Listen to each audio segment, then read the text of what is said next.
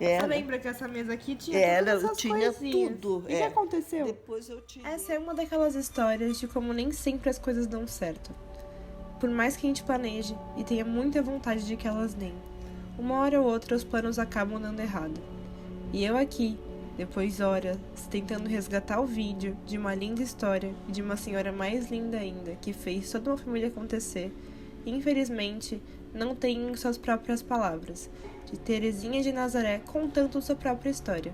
Então, cá estou eu, e eu vou contar a história dela, com um pouco acervo de imagem que eu tenho daquele dia. Ah, é. Tateando fotos e recordações, Terezinha se lembra dos primeiros 4 anos de sua vida, não muito longe daqui, em Belém do Pará. Cidade na qual seu pai administrava 4 padarias, antes de embrulhar seus pertences e voltar para Portugal, sua terra natal, em 42. Essa daí que a gente estava vendo que é do Felipe. O que o jovem português não contava era que, em meio à Segunda Guerra Mundial acontecendo, existia uma possibilidade do país, Portugal, também participar desse conflito. Aqui der mais. Olha só. Que isso? Tem uma foto. Tem umas fotos aqui. Bem pequenininhas.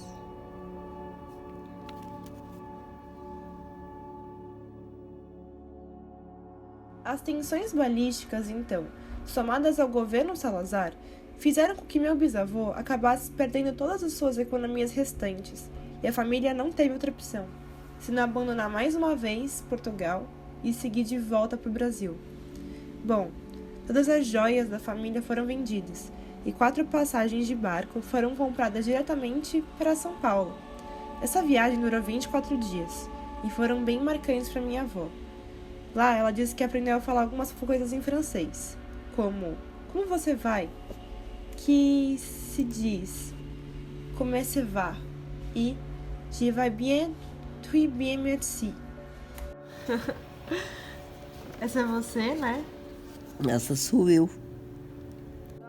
Feliz com as suas 2 novas frases aprendidas em francês, a vida de volta ao Brasil não ia ser nem um pouco fácil, tendo em vista que seu pai, ex-administrador de 4 padarias em Belém, se tornou apenas mais um padeiro em São Paulo, batendo de porta em porta para entregar os pãezinhos de manhã, com a obrigação de sustentar sua família, mas que depois de 4 anos lutando muito, perdeu a batalha contra o diabetes.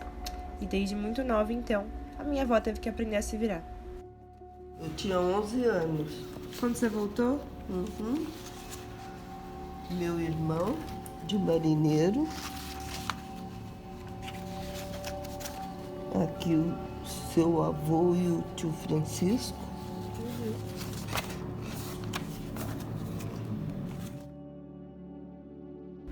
Seu irmão, com 19 anos, sumiu. Não deu mais notícias e até hoje ninguém nem sabe. Ela teve que abandonar o sonho de ser professora para focar em bem, sustentar sua mãe, que estava começando a ficar doente também.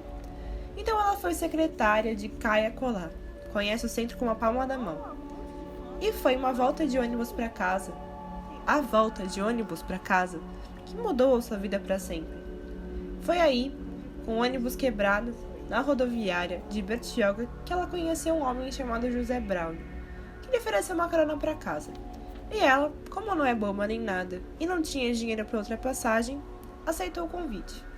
Aí seu avô era engenheiro e dava aula de matemática no colégio Campos Sales, na Lapa.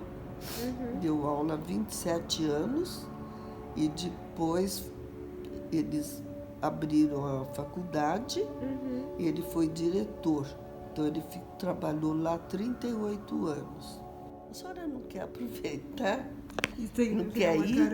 Aí minha mãe falou assim, não, muito obrigada. Eu falei, não, vamos sim.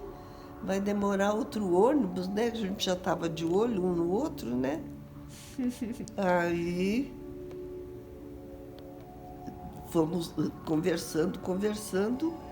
Ele me deu o telefone dele, eu falei onde eu trabalhava no Banco Nacional Imobiliário, foi o que lançou o edifício Copan.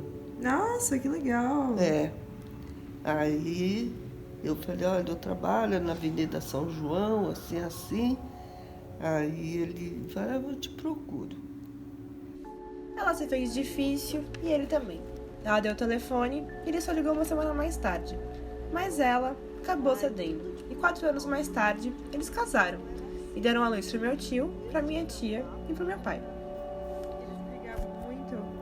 O Braulinho, do seu pai, e a Cristina brincavam e brigavam. A minha mãe dizia que eles pareciam gêmeos. Andavam sempre juntos, mas brigavam por qualquer coisa. Ele ria muito, mas também chorava muito. Então, quando ela queria alguma coisa que eu não queria dar, ela falava assim: chora que a mamãe cede. Juntou sua mãe junto com ela, de Perdizes a Higienópolis. Ela fez o restante da sua história, cuidando de filho em filho, fazendo bordado por bordado, e com muito amor para dar, como ela sempre teve e como ela sempre vai ter.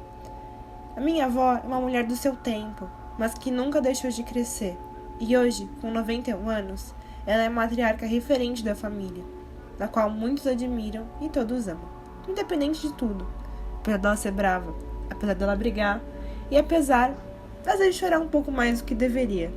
Não importa, é minha avó. E como é que ela fala, né? Que ela é grata. Eu sou grata a Deus pela minha vida, pela minha longevidade.